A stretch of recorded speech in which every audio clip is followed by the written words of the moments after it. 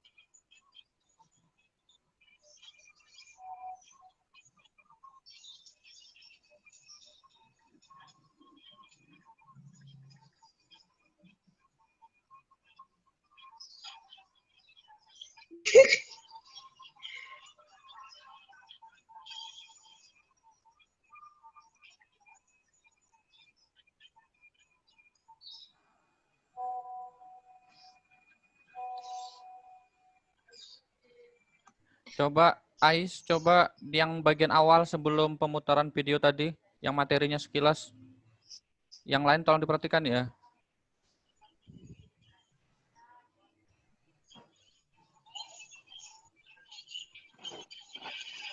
Oke, tentang limbah cair, ya kelompok mereka diperhatikan. Siapa tahu kalian ada yang mau bertanya dari materi ini. Pak, nanti ada pemateri yang ngejelasin, Pak. Oh begitu, ya oke oke oke. Makin mantap kalau begitu. Ya wes. Ya udah, ya udah, ya udah, ya udah. Boleh di, ini gimana nih jadinya Dewi? Mau dari video ini atau kalian eh ini aja, apa namanya, ngomong aja, pilot talk aja? Dari video itu nanti pemateri jelasin, Pak. Oke, siap. Kalau begitu, ini lanjut. Coba Ais ya stop di pengertian limbah. Silakan untuk Afifah Nuha untuk menjelaskan.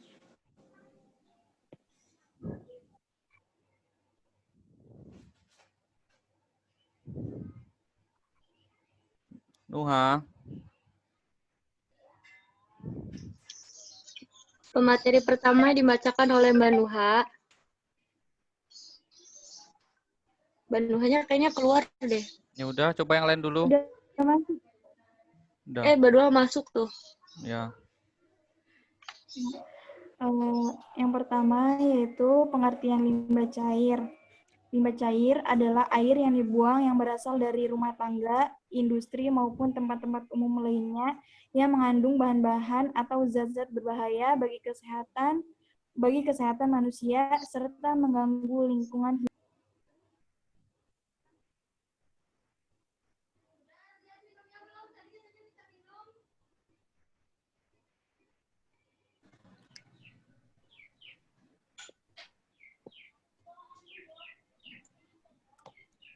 Ais udah.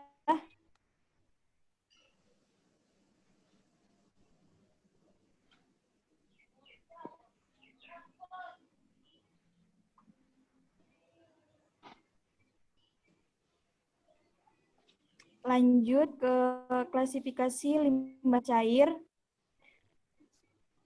Limbah cair diklasifikasikan menjadi 4 kelompok, yaitu limbah cair domestik atau domestic wastewater, yaitu limbah cair yang dihasilkan dari kegiatan rumah tangga, restoran, penginapan, mal, dan lain-lain. Contohnya yaitu air bekas cucian pakaian atau peralatan makan, air bekas mandi, tinja, sisa makanan yang berwujud cair, dan lain-lain. Yang kedua yaitu limbah cair industri atau industrial wastewater, yaitu limbah cair hasil buangan industri. Contohnya yaitu air sisa cucian daging, buah, atau sayur dari industri pengolahan makanan, air sisa pewarna pada industri tekstil, dan lain-lain. 3 yaitu rembesan dan luapan atau infiltration and inflow. Rembesan yaitu limbah cair yang berasal dari berbagai sumber saluran pembuangan yang rusak, pecah, atau bocor sehingga merembes ke dalam tanah. Luapan yaitu limbah cair yang meluap dari saluran pembuangan yang terbuka karena debitnya melebihi daya tampungnya.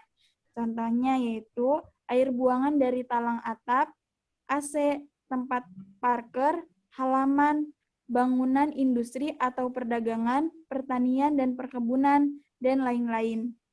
Yang terakhir yaitu air hujan. Air hujan dikategorikan sebagai limbah apabila hujan gas-gas sulfur maupun nitrogen, sehingga ketika hujan turun, terjadilah hujan asam sebagai akibat terjadinya reaksi antara gas-gas belerang dan nitrogen di udara dengan air hujan. Hujan asam pH-nya rendah, berasam asam, bersifat korosif, dan kadang-kadang terasa gatal di kulit.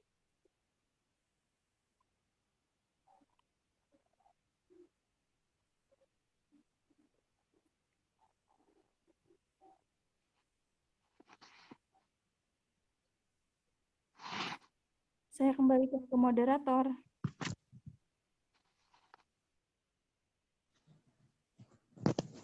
Kemudian di sini ada parameter air limbah. Berikut beberapa parameter yang dapat digunakan berkaitan dengan air limbah, yaitu 1 ada kandungan zat padat atau total solid, suspending solid, dissolved solid.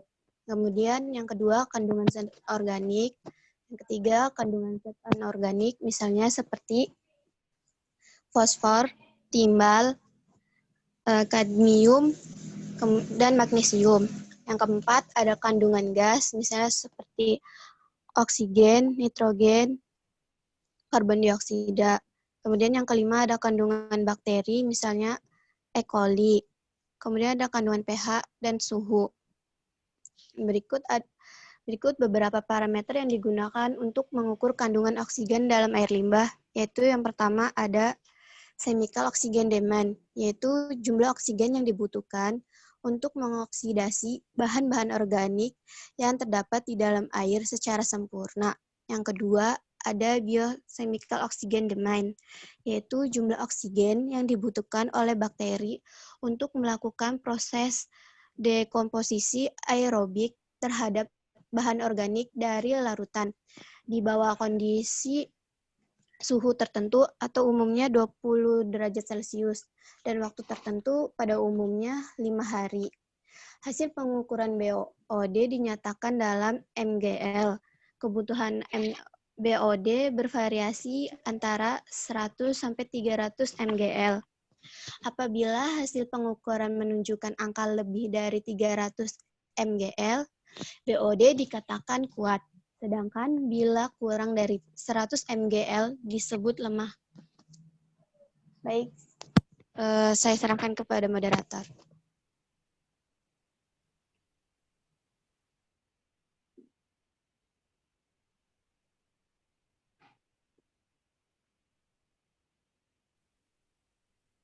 Dampak limbah cair yang pertama bagi kesehatan Yaitu air limbah ada yang dapat berfungsi sebagai media pembawa saja seperti penyakit, kolera, radang usus, hepatitis, infektionisa, serta sistosomiasis, dan di dalam air limbah itu sendiri banyak terdapat bakteri patogen penyebab penyakit. Yang kedua, dampak terhadap kehidupan biotik. Semakin banyak zat pencemar yang terdapat di dalam air limbah, maka akan menyebabkan menurunnya kadar oksigen yang terlarut di dalam air limbah. Yang ketiga, dampak terhadap kerusakan benda. Apabila air limbah mengandung gas oksida yang agresif, maka akan mempercepat proses terjadinya karat pada benda yang terbuat dari besi.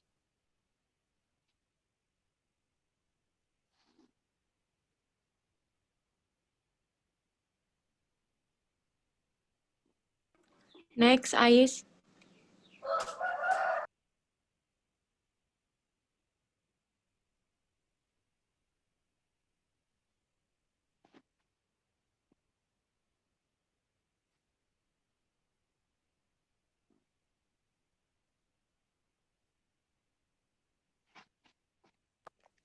Baik, selanjutnya tentang pengelolaan limbah cair. Yang pertama itu ada secara alami. Pengolahan air limbah secara alamiah dapat dilakukan dengan pembuatan kolam stabilisasi. Dalam kolam stabilisasi, air limbah diolah secara alamiah untuk menetralisasi zat-zat pencemar sebelum air limbah dialirkan ke sungai.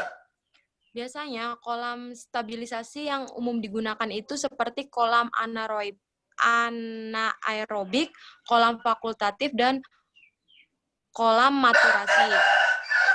Karena biayanya yang dibutuhkan sangat murah, cara ini sangat direkomendasikan. Kemudian, yang kedua itu ada secara buatan. Pengolahan air limbah dengan buatan alat dilakukan pada instalasi pengolahan air limbah atau IPAL. Pengelolaan ini dilakukan melalui 3 tahap, yaitu primary treatment, yaitu pengelolaan pertama yang bertujuan untuk memisahkan zat padat dan zat cair dengan menggunakan filter atau saringan dan bak sedimen. Kemudian ada yang kedua itu secondary treatment. Pengolahan kedua untuk mengkoagulasikan, menghilangkan koloid, dan menstabilisasikan zat organik dan limbah. Yang ketiga itu ada tertiary treatment. Kelanjutan pengolahan kedua yaitu menghilangkan nutrisi atau unsur hara, khususnya nitrat dan fosfat, serta penambahan klor untuk memusnahkan mikroorganisme patogen pada air limbah tersebut. Next.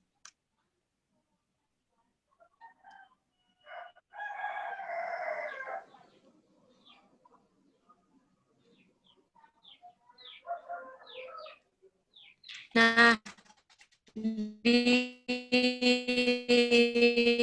sini kami akan menayangkan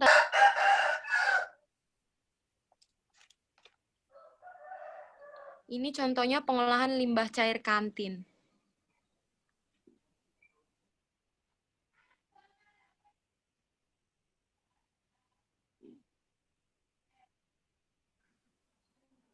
Nggak ada suaranya sih.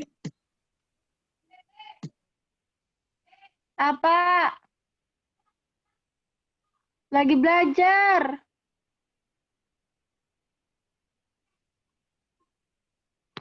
Lagi belajar.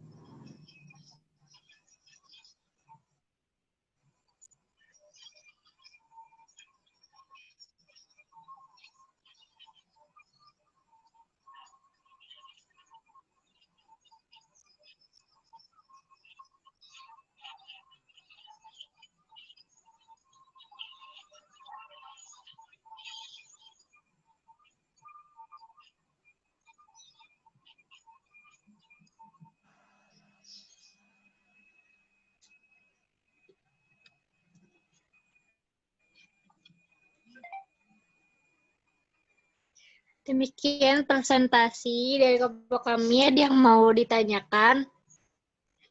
Dibuka sesi tanya jawab 3 pertanyaan.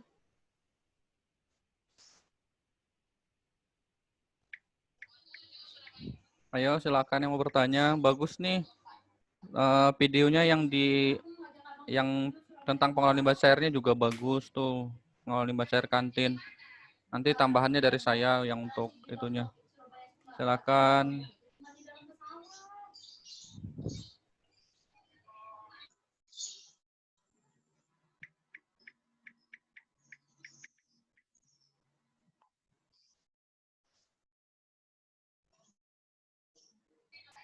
Untuk kalau mau di kolom chat juga bisa ya, kalau ini bingung pertanyaannya.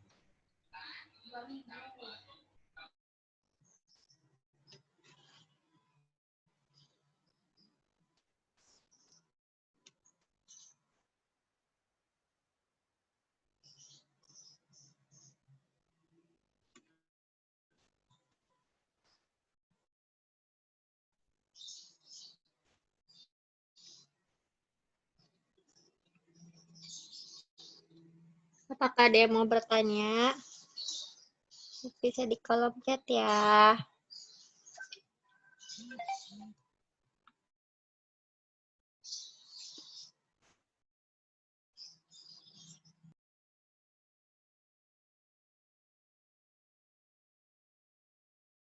Ayo yang mau bertanya. Soalnya kan pasti kita rumah tangga ada limbah cairnya. Nah, siapa tahu kan ada inspirasi atau pengen bikin IPAL sederhana kayak tadi mungkin.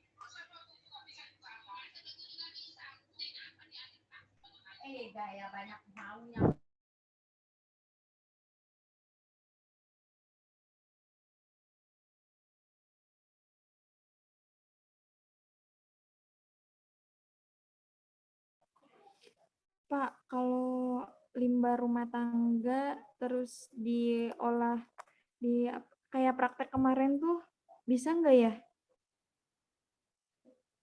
Diolah yang kayak praktek kemarin tuh. Praktek yang mana? Yang itu tuh Pak, limbah yang air kotor terus disaring. Oh ya, lah malah keluar. Ya, teman-teman Halo, yang ingin cek. bertanya, ditunggu. Halo, halo. Halo, dengeran ya suaranya ya? Dengar, Pak. Iya. Tadi siapa yang nanya tadi? Nuha ya tadi ya? Tadi saya keluar. Bisa sih kalau ini, kalau dari jernihnya ya bisa. Tetapi kalau limbah cair rumah tangga itu kan kadang-kadang bau sisa makanan itu ya. Nah itu bisa sih diserap arang sama diserap arangnya. Cuma tergantung dari makanannya kan kadang-kadang limbah cair itu kan sisa dari kita cuci piring dan sebagainya itu kan cukup banyak. Dan baunya juga kan beda-beda tergantung dari masakannya itu. Nah, ya kalau dari jernihnya bisa sih bisa. Tetapi dari baunya ini yang cukup sulit untuk dihilangkan sama arangnya. Kan yang penghilang bau kan arang. Nah, jadi sementara kan mungkin volume dari cuci piringnya itu kan juga sering ya hampir tiap hari kan kalian juga nyuci piring kan mungkin sehari dua kali ya paling enggak 2-3 kali. Nah, itu kan jadi halo? Halo? Ya dengar ya. Ya, mohon maaf ya jaringannya hilang-hilang nih. Jadi keluar-keluar. Gitu ya Nuha ya. Kalau Nuha mau coba bisa loh, tapi di bagian selang, misalnya kalau Nuha pakai wastafel, di bagian selang wastafelnya itu terus dibikin sama penjernih air itu ya bisa. Jadi biar pas dibuang ke selokan itu agak lebih mendingan. Jadi kan kalau kita punya wastafel itu kan bawahnya itu kan ada selangnya itu ya. Nah selang itu dialirkan ke penjernih airnya, terus penjernih airnya baru yang ke lubang gotnya, lubang salurannya. Nah, begitu. Itu bisa juga seperti itu. Jadi agak lebih mendingan lah kita bisa mengurangi pencemaran. Seperti itu ya. Nuha tadi yang nanya ya. Halo, Nuha. Halo, halo. Iya Pak, sudah Pak. Terima kasih. Ya, ada lagi nggak yang mau bertanya tadi itu di kelompok ini nih? Limbah cair. Ada Pak Eno nanya di kolom Oke. chat. Oke, siap. Ya, mohon maaf ya, saya keluar-keluar terus nih, jaringan jelek nih.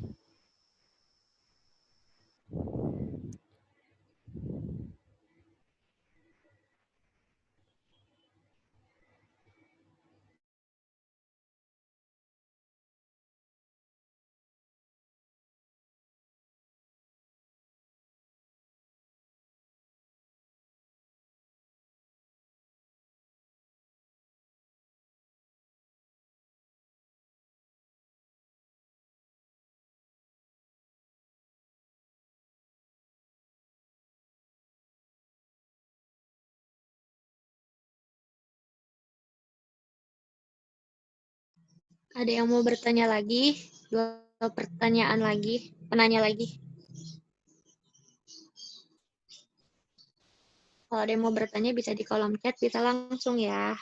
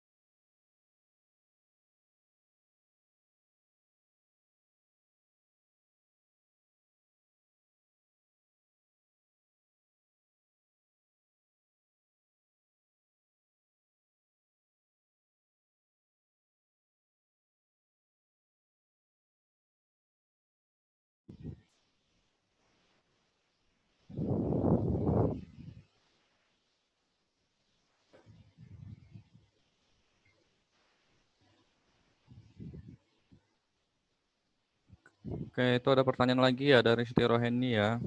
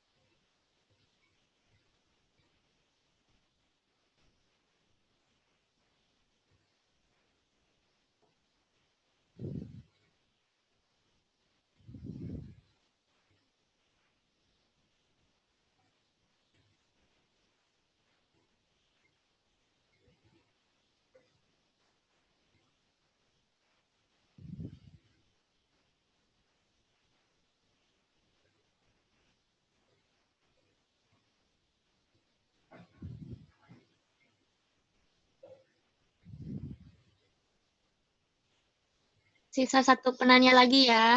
Yang mau bertanya bisa.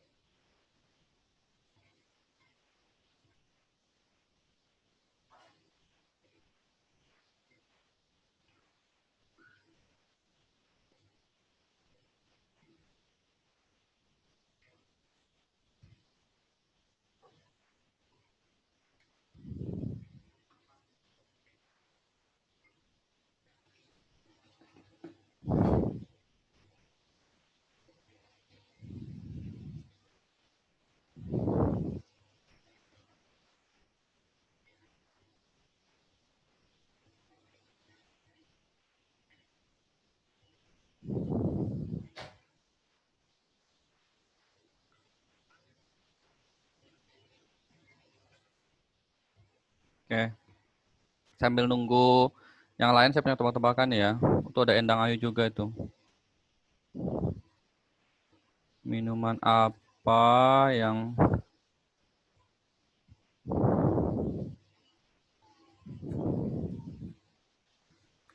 Oke, saya punya tebak-tebakan sambil nunggu kelompok 1 mencari jawabannya. Minuman apa yang mempelajari ilmu hukum? Itu hukum ya, tipe.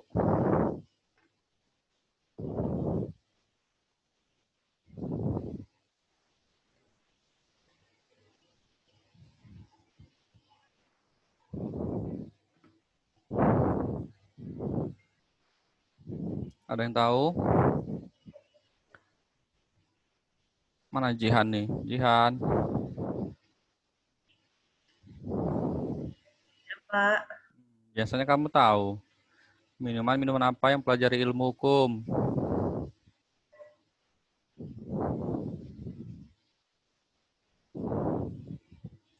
Tahu nggak? Minuman yang pelajari ilmu hukum itu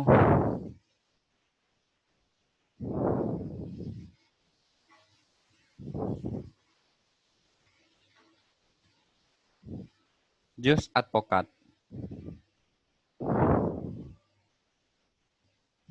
Bukan, Pak. Oke, advokat. Oke, hukum apa nih, Pak? Oke. Oke. Boleh ya?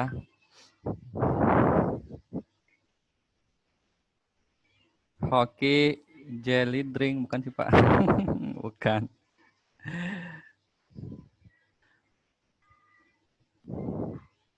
Oke, buat laki-laki nih atau buat yang lain juga boleh. Kenapa sih yang buat laki-laki ya? Kenapa sih kita kalau menikah, aduh ini suka tipu ya Zoom-nya ya. Kalau menikah itu sebaiknya apa namanya? Punya tuh.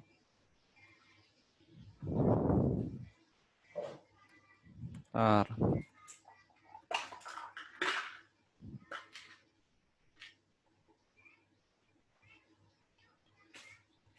Oke.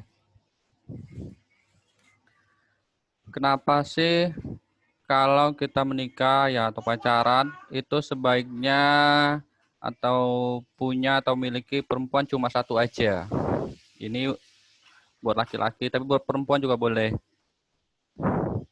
Jadi nggak boleh banyak-banyak ya, satu aja. Kenapa, ada yang tahu?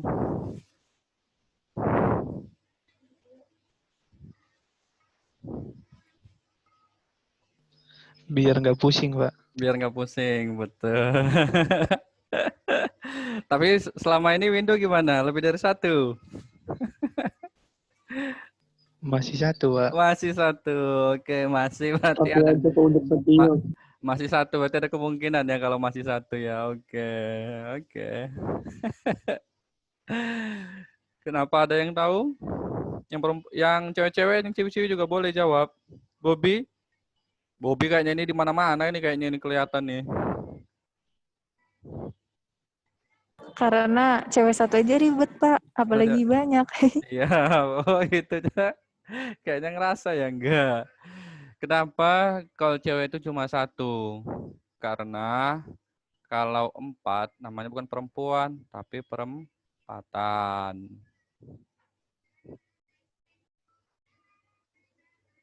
Ya, karena kalau 4 bukan perempuan, tapi perempatan. Oke, boleh ya? Boleh. Ya, soklah kelompok 1. Dijawab.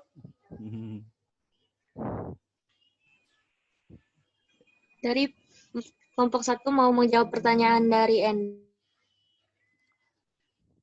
yang akan dijawab oleh Mbak Esi. Mbak Esi boleh jawab ya.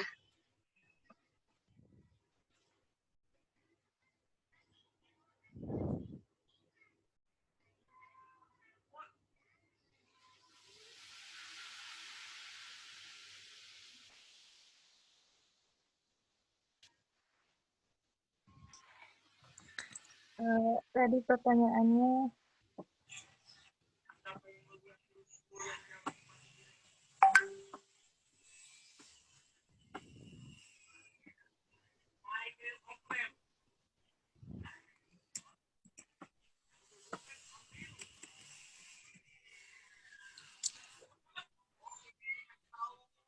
pertanyaannya dampak apa saja yang bagi istilahnya khusus kesehatan bagi manusia itu air yang sudah terkontaminasi dengan limbah ini menimbulkan berbagai penyakit kayak seperti diare apabila mengonsumsi air yang tercemar bakteri atau parasit. Diare yang parah bisa berujung pada kematian. Penyakit metemoglobinemia atau blue baby syndrome bila mengkonsumsi air minum yang tercemar nitrat atau tinggi akan kandungan nitrat. Yang berikutnya penyakit infeksi seperti hepatitis A, kolera, dan giardiasis bila mengkonsumsi air yang terkontaminasi.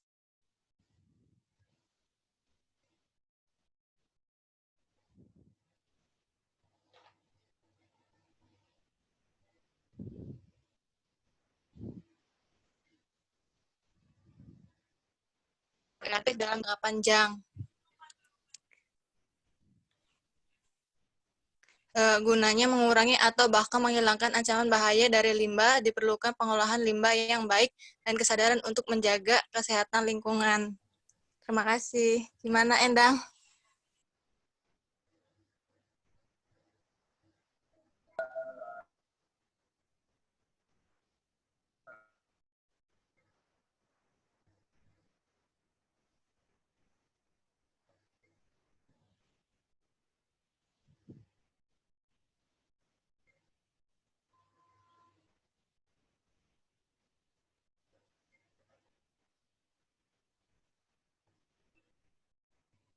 Ya, Endangnya kayaknya ini.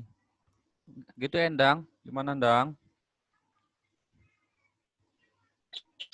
Iya, udah terima kasih.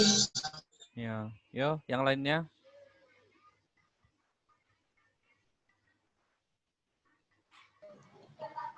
Baik, saya akan menjawab pertanyaan dari Siti Roha ini.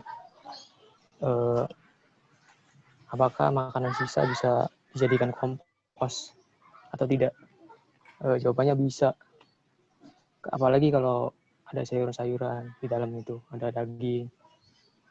Itu bisa dijadikan kompos. Asal jangan ada minyaknya aja makanannya sisanya tuh. Jangan banyak minyak. Itu. Terima kasih. Kenapa nggak boleh ada minyak? Ya karena nggak bagus buat tanaman.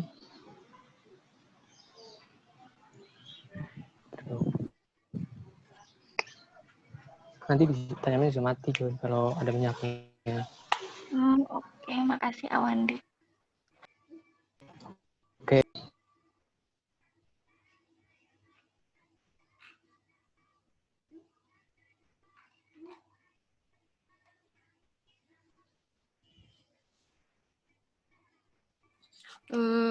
Assalamualaikum warahmatullahi wabarakatuh. Saya ingin menambahkan jawaban dari Nurwandi untuk Siti Rohaini. Sewaktu itu Bapak pernah jelasin tentang limbah rumah tangga kayak bekas makanan kayak nasi, terus sayur-sayuran. Kita bisa bikin lubang itu di bawah pohon kalau nggak salah. Terus si nasi sisanya itu bisa dimasukin ke situ. Bisa jadi pupuk alami gitu.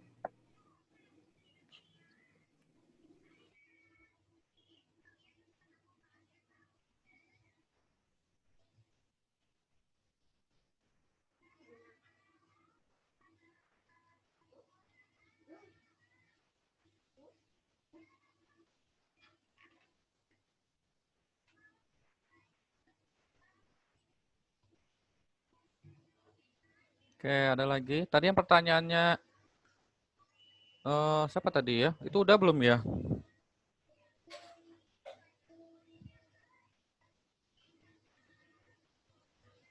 Pertanyaannya siapa tadi itu ya? Saya soalnya keluar 3 kali saya. Yang Kenapa, Pak? pertanyaan siapa tadi? Satu lagi tadi kayaknya ada sebelum Endang sama Siti Roheni. Enok, Pak. punyanya Enok. Udah belum? Ya, mau dijawab, Pak. Oke, Sebentar siap. lagi. Mau dijawab sama Alvin, Pak. Siap.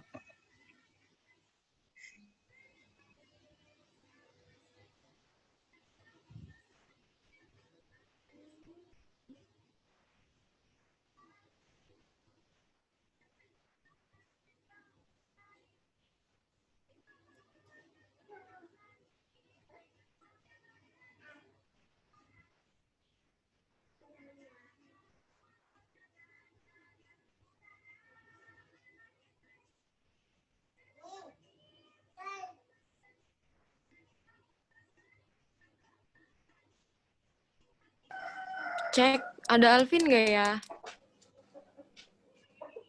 Alvin?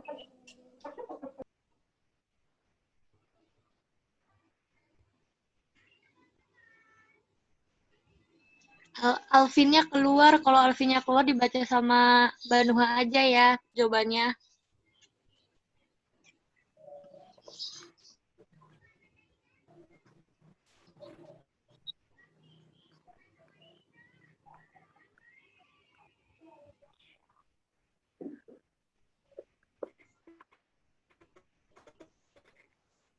Pertanyaan dari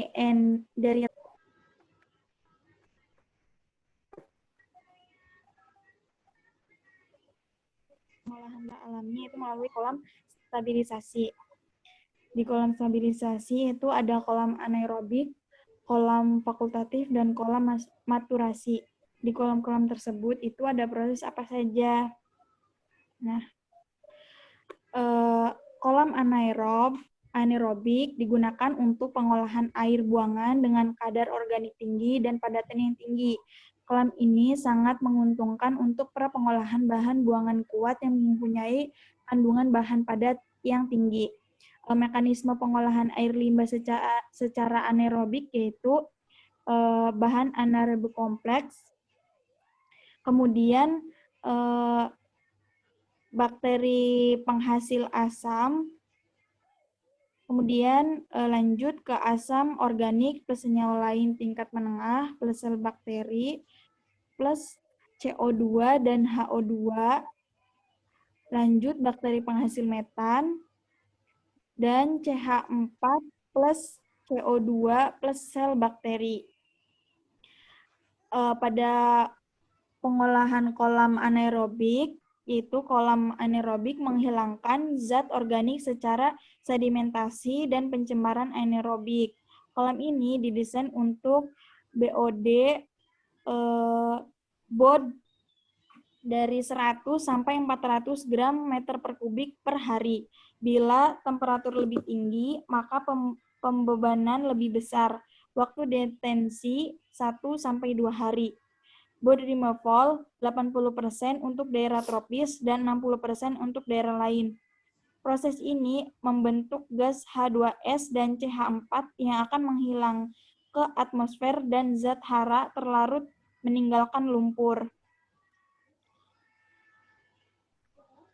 Lanjut ke kolam fakultatif. Kolam fakultatif adalah kolam yang banyak digunakan untuk mengolah efluen yang telah diendapkan dari kolam prapengolahan anaerobik. Kolam fakultatif terdiri dari 3 zone, yaitu anaerobik, anaerobik, dan fakultatif. Proses yang terjadi pada kolam ini adalah bahan organik terlarut dalam air dioksidasi oleh bakteri aerobik dan fakultatif dengan menggunakan O2 yang dihasilkan oleh algae yang tumbuh di sekitar permukaan air. Reaksi fotosintesis dan respirasi yang dilakukan algae dapat ditulis yaitu CO2 plus 2H2O plus cahaya matahari. Respirasinya yaitu CH2O plus O2 menjadi CO2 plus 2H2O. Yang terakhir yaitu kolam maturasi, yaitu kolam pematangan digunakan pada tahap kedua setelah kolam fakultatif dengan fungsi utamanya yaitu membunuh bakteri patogen. Penurunan BOD 5 dalam kolam maturasi relatif kecil. Kolam maturasi seluruhnya bersifat aerobik dan efektif dalam menghilangkan koliform tinja. Dengan pertimbangan efisiensi kolam untuk menghilangkan patogen, ada beberapa hal untuk menyelidiki mekanisme yang terjadi. Yang pertama, cahaya, pH, bahan makanan, dan kolam maturasi mempunyai karakteristik yaitu kadar pencemar sangat kecil, warna hijau terang, oksigen terlarut, kurang dari 6 mg per L, Bu, lagi gas-gas yang ngajar. dihasilkan tidak ada, berbagai jenis ikan dapat hidup dan digunakan sebagai kolam indikator. Mungkin itu saja yang dapat saya paparkan, kurang lebihnya mungkin ada yang mau menambahkan.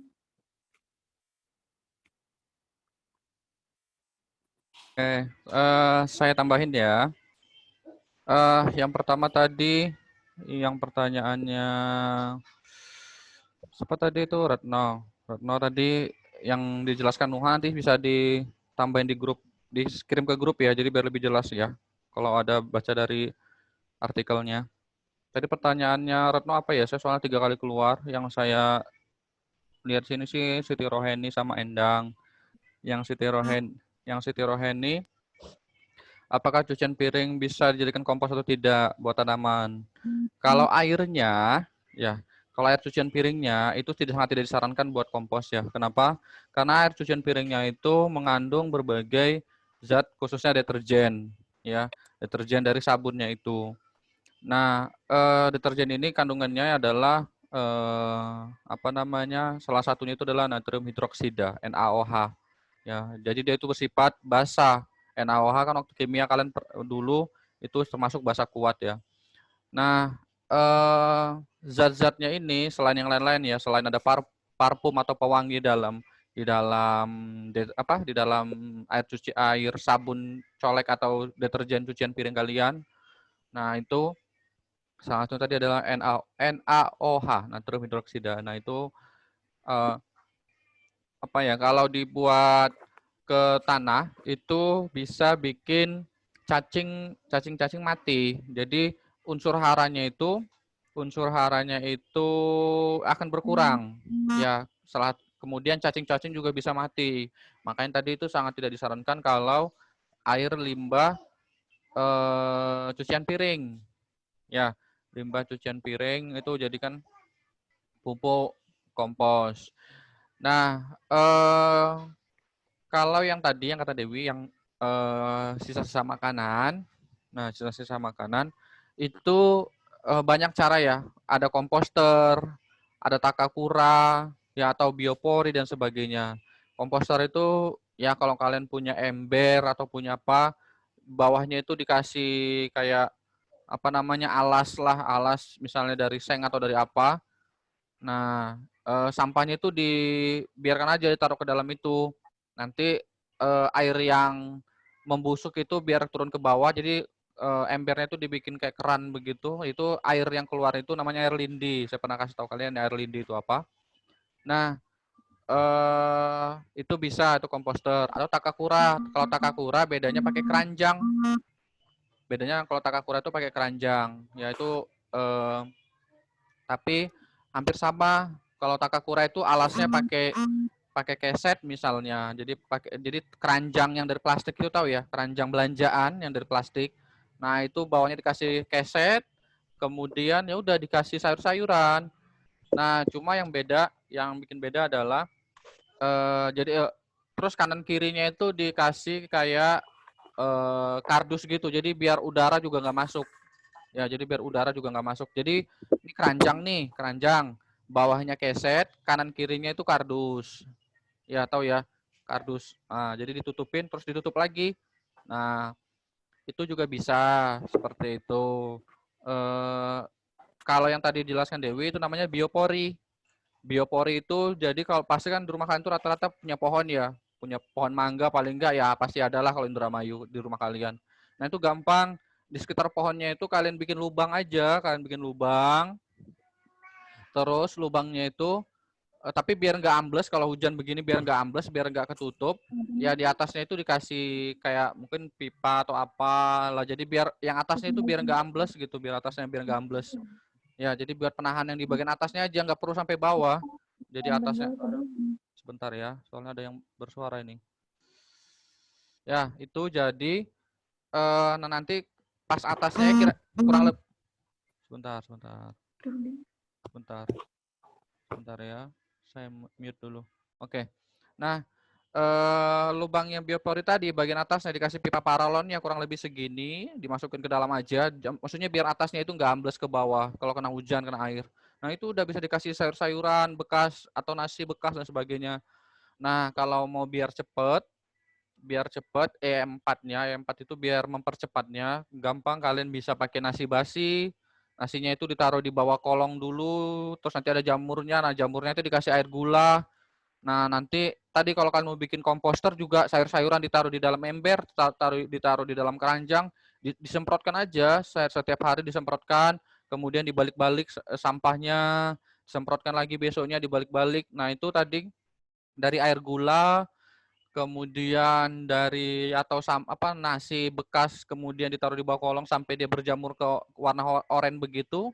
Nah, itu bisa untuk mempercepat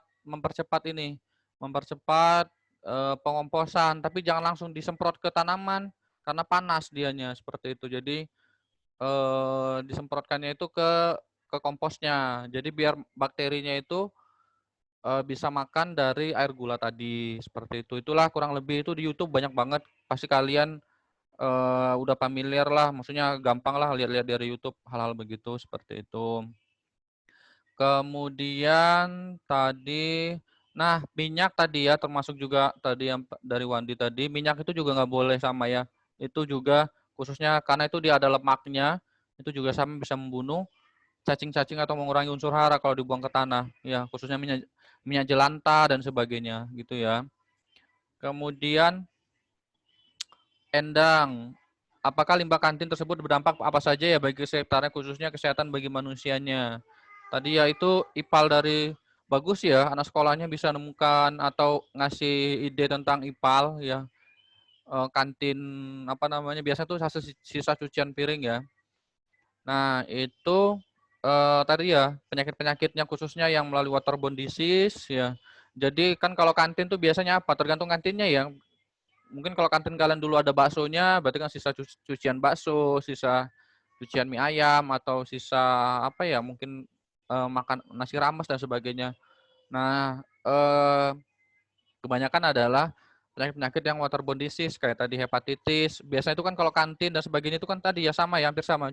Cucian piringnya itu di ember yang sama ya. Kadang-kadang sih nggak semua kantin begitu. Jadi nyuci piring ya apa di ember yang sama, bener nggak? Kalian pernah lihat kantin kalian nggak? Kalau kantin kalian pakai wastafel mending ya. Kadang-kadang ada yang ember satu jadi satu, di situ jadi satu kan.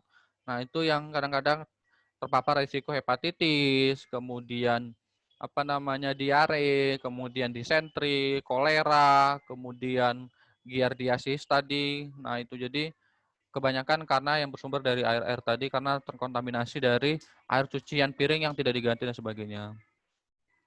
Nah, untuk yang Retno ini udah jelaskan Nuha. Nanti untuk lebih jelasnya pengolahan air limbah anaerobik, kolam fakultatif dan kolam maturasi di dalam kolam tersebut itu ada proses apa saja? Oh, tadi ini udah ya sama Nuha ya. Nanti untuk apa namanya? Lebih jelasnya nanti saya jelaskan lagi di 2 pertemuan terakhir. Intinya ada dikasih bakteri, ada koagulasi dan sebagainya. Nanti ini lebih jelasnya lagi di 2 pertemuan terakhir. Kurang lebih begitu ya. Soalnya yang Retno ini banyak tahapannya, ada sekitar 12 atau 13 tahapan lah. Jadi nanti aja di pertemuan terakhir. Jadi biar kalian nggak terlalu biar nggak bingung karena ada PPT-nya. Mungkin begitu ya. Silakan kelompok 1 ditutup biar kita lanjut kelompok 2. Baik, terima kasih atas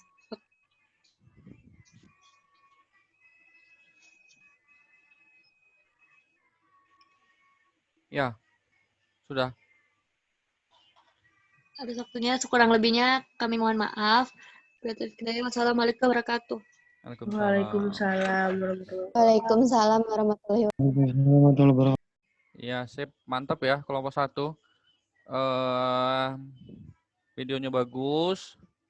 Cuma saya salfok sama yang 2 cowok-cowok itu gayanya ya santuy banget ya.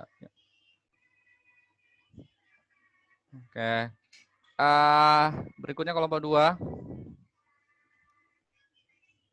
Siapa ini kelompok 2?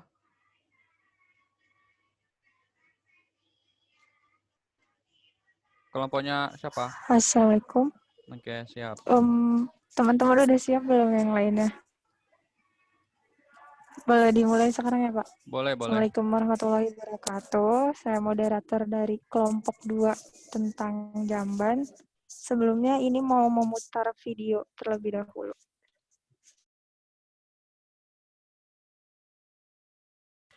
Slide, Dian.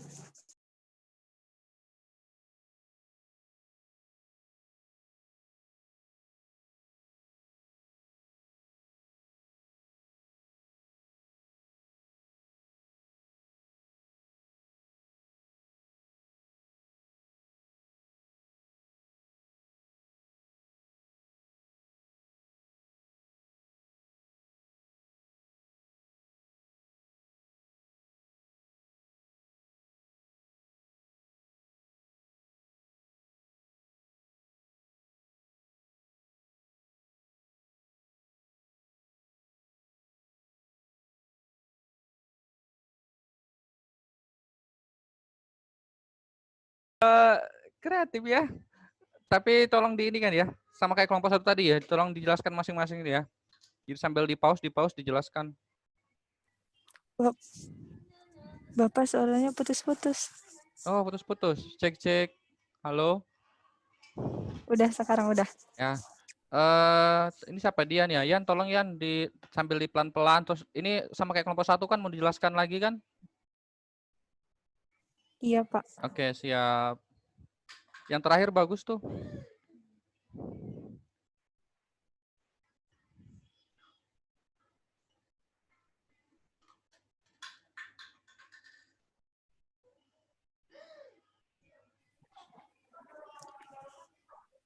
Oke. Silakan pemateri yang pertama bisa dibacakan.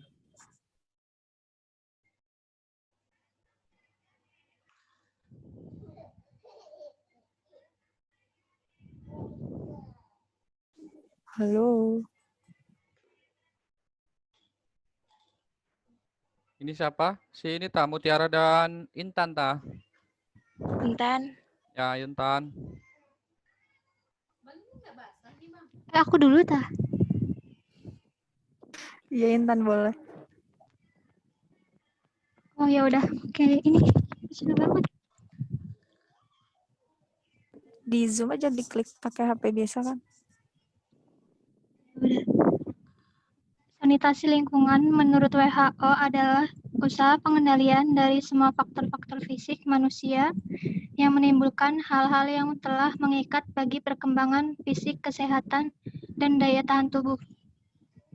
Jamban keluarga adalah suatu bangunan yang digunakan untuk pembuangan tinja atau kotoran manusia yang lazim disebut kakus atau WC.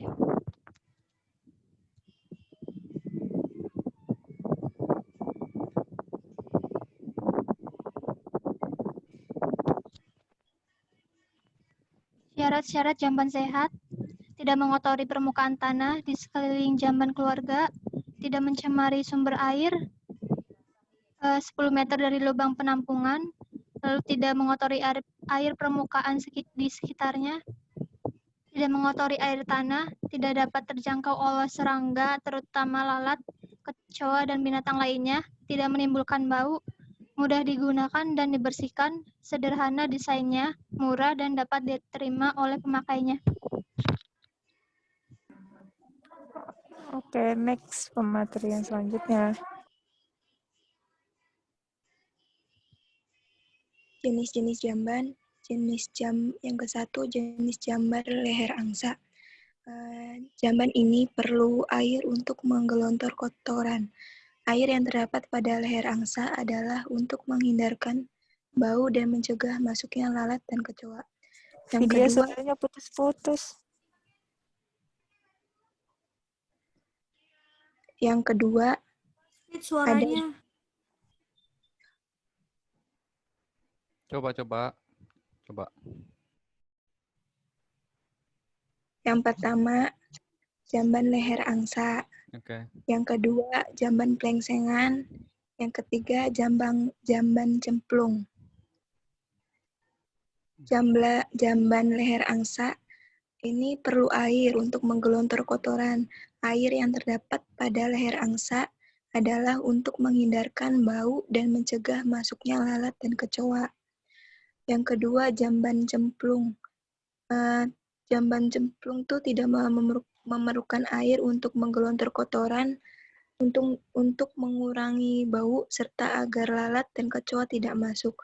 Lubang jamban cemplung ini perlu ditutup. Yang ketiga tuh jamban plengsengan. Jamban ini perlu air untuk menggelontor kotoran. Lubang jamban perlu juga ditutup. Udah.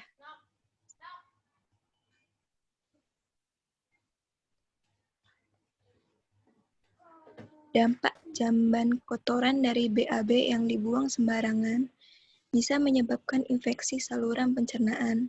Kontaminasi bisa terjadi melalui lalat yang sebelumnya hinggap di kotoran, kemudian menempel di makanan, dan makanan tersebut berakhir di meja makan, sehingga dapat menyebabkan penyakit seperti diare, kolera, disentri.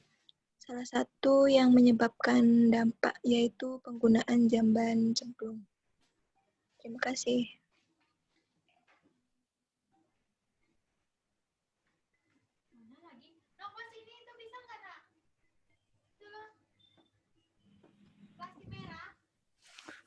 Itu yang terakhir Bobby ngapain itu? Itu Bobby lagi ceritanya pura-pura lagi di Jamban, Pak. Lagi apa namanya? BAB. Oke, bagus. Ya, silakan dibuka presentasi ininya. Sesi tanya jawab. Ya, mungkin materinya itu saja. Barangkali ada yang mau bertanya. 3 penanya. Silakan.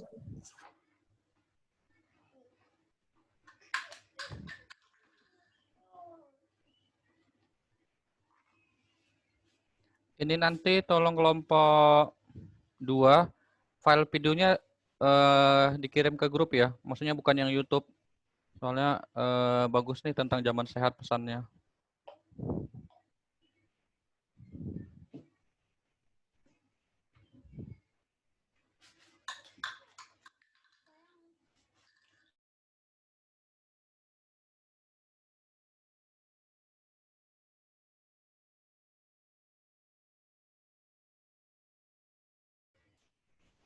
Ayo silakan yang mau bertanya.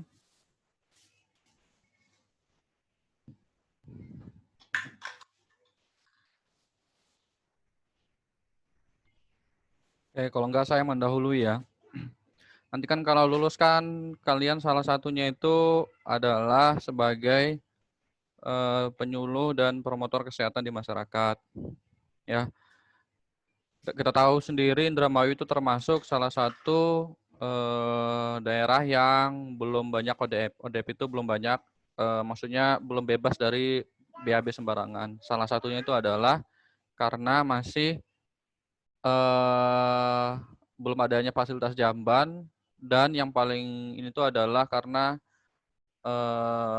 apa namanya, faktor dari budaya. Mungkin masih ada yang senangnya BAB sembarangan di sungai. Nah, kalian ini nanti sebagai calon tadi penyuluh dan promotor kesehatan, kira-kira apa sih upaya yang bisa kalian lakukan untuk mengatasi hambatan-hambatan atau kendala-kendala tersebut?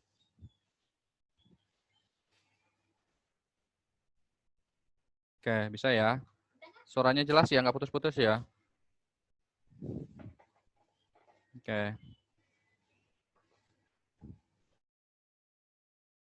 Yang lainnya kalau mau bertanya silahkan ya. Karena bagus nih, siapa tahu nanti kan ada yang kerja di dinas LH atau dinas kesehatan.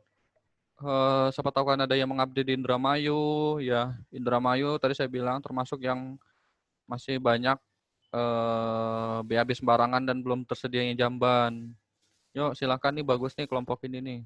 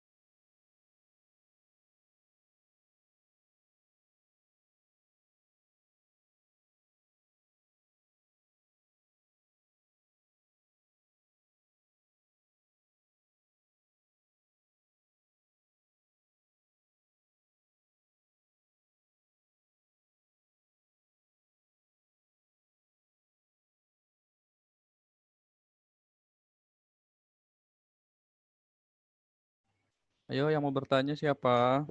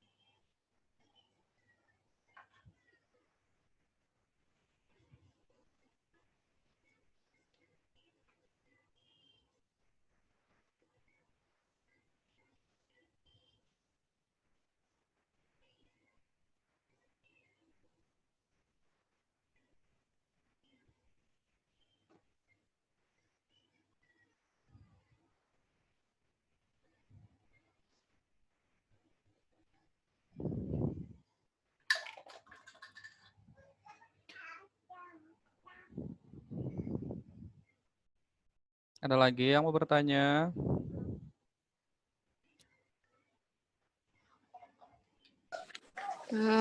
Aku mau nanya, Assalamualaikum warahmatullahi wabarakatuh. Salam. Tadi kan ada Waalaikumsalam warahmatullahi wabarakatuh. Iya, tadi Mbak. disebutkan ada macam-macam kloset ya.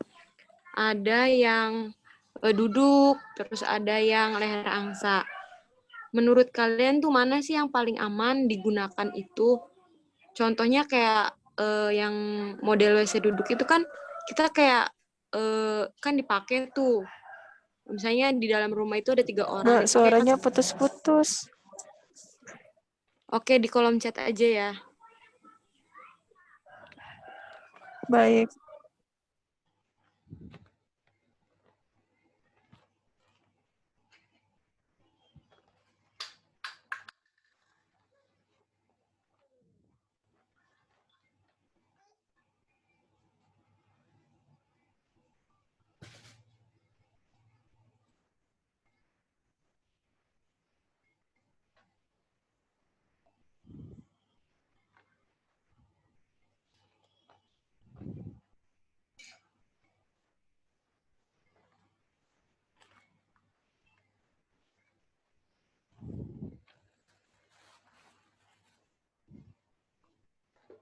Oke, sambil nunggu jawaban tadi dan Dewi ngetik di chat, yang mau bertanya silakan ya. Saya sambil absen dulu.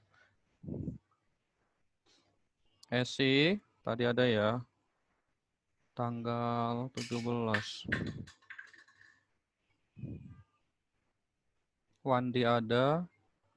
Terus Susan tadi Susan ada. Salsa ada. Iman.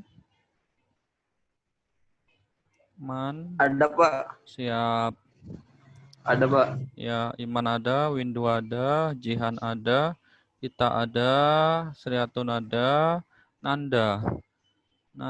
Ada, Pak. Siap. Nanda ada, Adinda tadi ada, Dian ada, Nanang. Mana Nang? Ada, Pak. Oke, siap. Ada. Iya. Nanang, Widi ada, Siti Roheni ada. Intan ada, Retno ada, Andin mana ya? Sebentar, saya lihat. Andin ada, Naifah ada, Dewi ada, Bobby ada, Anggi ada, Haura. Oke, ada. Nuha ada, Epri. Oke, ada.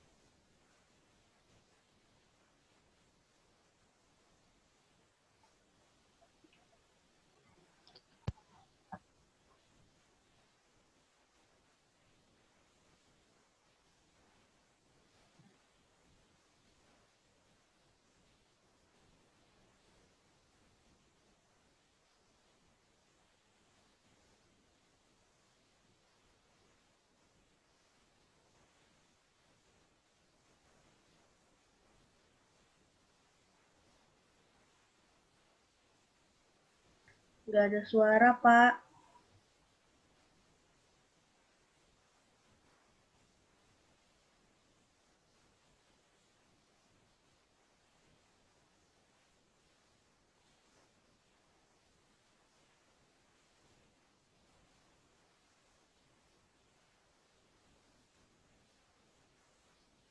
Nggak ada suaranya, Pak.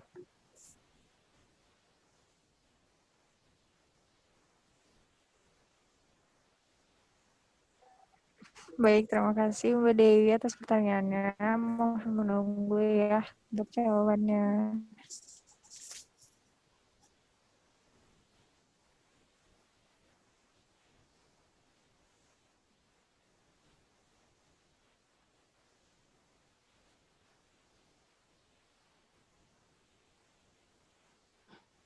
Ya, saya akan mencoba menjawab pertanyaan dari Pak Yakob.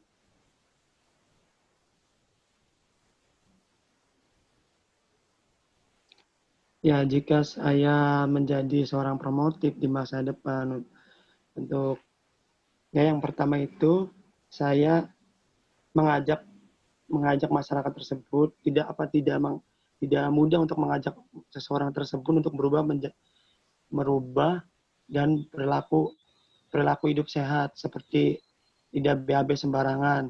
Yaitu caranya itu kita mendekati terlebih dahulu secara pelan-pelan, terus kenali kebiasaan mereka, perilaku hidup sehat. Terus juga kita tuh harus mencontohkan dulu kepada mereka tersebut yang kalau bahwa mereka yang dia lakukan itu tidak PHBS gitu, tidak perilaku hidup bersih dan sehat. Jadi kita itu harus mencontohkan dulu seperti perilaku hidup sehat dulu.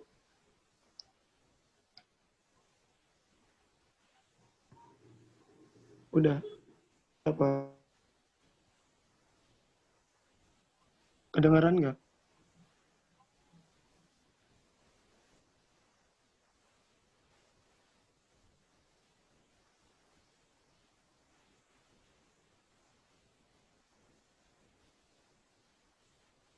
Halo, halo.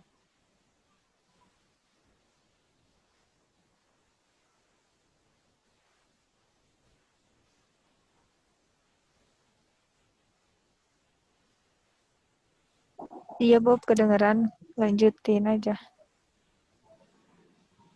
Iya, dari kita tuh harus mencontohkan terlebih dahulu kepada masyarakat. Terus lalu kita dekati agar masyarakat tersebut bisa berpikir gitu. Jadi diri kita sendiri juga harus mencontohkan kepada masyarakat tersebut secara pelan-pelan. Terus juga kita harus mengetahui budaya mereka. Terus juga ya masuklah pelan-pelan ke budaya mereka, tapi tidak itu maksudnya tidak berperilaku tidak sehat yang budayanya. Jadi kita pelan-pelan untuk bukan merubah budayanya ya, merubah perilaku masyarakat tersebutnya. Jadi kita harus mencontohkan dari diri kitanya sendiri. Terima kasih.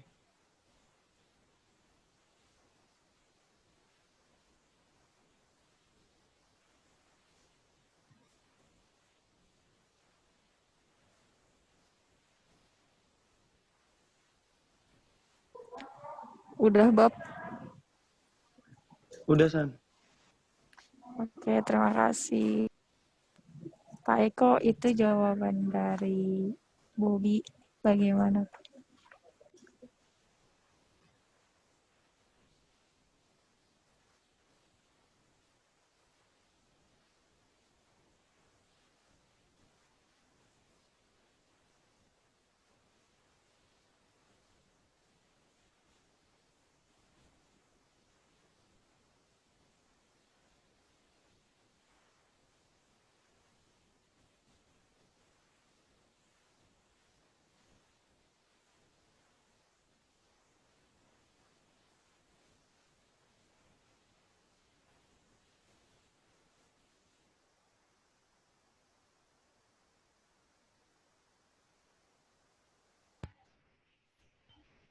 Ya, silakan dijawab pertanyaan terakhir dari Dewi biar kita tutup untuk diskusi hari ini.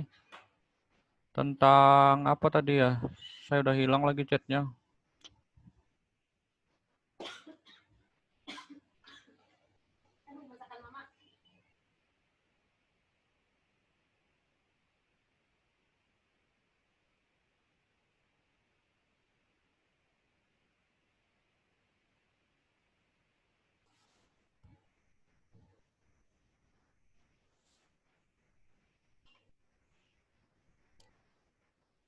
Sudah?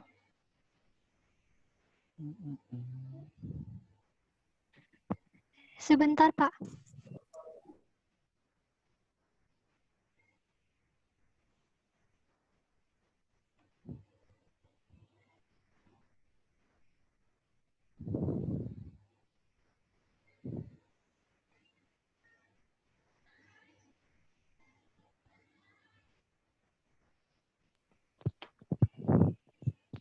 Baik, saya akan menjawab pertanyaan dari Dewi Komala. WC mana yang lebih baik ya? Iya, Tan. Jadi, sebentar. Jadi berdasarkan kajian para ahli itu, penggunaan toilet jongkok untuk BAB lebih disarankan daripada toilet duduk. Jadi itu yang lebih baik itu toilet jongkok karena pada posisi duduk, otot saluran cerna akan menekan rektum serta menyempitkan saluran dubur. Hal ini menghambat kelancaran BAB dan keluarnya tinja secara maksimal. Terus penelitian lain menyebutkan BAB menggunakan toilet jongkok atau dengan posisi jongkok dapat membantu menjaga pergerakan usus sehingga mencegah kembung, sembelit, dan wasir. Terima Baik, kasih. terima kasih jawabannya Intan. Ya, gitu ya. Kalau secara buat kesehatan, lebih bagus itu toilet jongkok ya. Cuma memang jangan terlalu lama juga jongkoknya, nanti malah kesemutan, sampai pegel. Siapa tahu kalau sambil main HP di dalam, scroll IG, malah pegel. Tapi kalau sebentar sih lebih bagus yang jongkok ya. Tapi kalau usianya sudah lansia sih disarankan sih yang duduk ya, yang duduk. Jadi biar nggak terlalu tertekan ininya otot dan sebagainya. Gitu ya tadi Dewi ya. Ya. Tapi kalau kalian di dalam sambil BAB sambil lama gitu kan, scroll IG sambil TikTokan ya lama jadi pegel sih ya, malah makin capek malah ya. Mobile Legend. Sambil Mobile Legend-an gitu, aduh ya jadi lama makin pegel malah. Oke, gitu ya untuk hari ini ya. Karena waktunya sudah habis, silakan dulu ditutup kelompok 2. Baik, mungkin itu saja yang dapat kelompok kami sampaikan. Kurang lebihnya mohon maaf. Wassalamualaikum warahmatullahi wabarakatuh. Waalaikumsalam warahmatullahi wabarakatuh. Oke, terima kasih untuk kelompok 1 dan kelompok 2. Bagus-bagus hasil videonya. Ya, saya nggak nyangka kalian setotalitas itu. Keren-keren hasilnya. Terima kasih. Tadi ya mungkin untuk Widi nanti mungkin next time dicari hari pengganti lain ya. Soalnya kita sudah cukup banyak ketinggalan. Seingat saya kita 2 minggu nggak masuk. Jadi mungkin nanti dicari hari penggantinya Wid ya. Itu aja untuk hari ini. Terima kasih atas perhatiannya ya.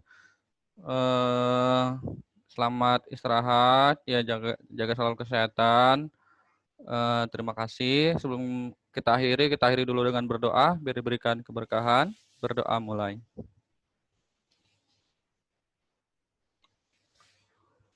Selesai.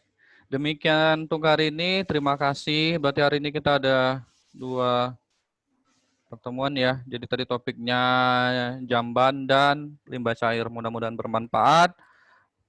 Kalau ada yang masih ditanyakan silakan di grup lagi. Demikian dari saya. Saya akhiri. Wassalamualaikum warahmatullahi wabarakatuh. Terima kasih. Waalaikumsalam warahmatullahi wabarakatuh.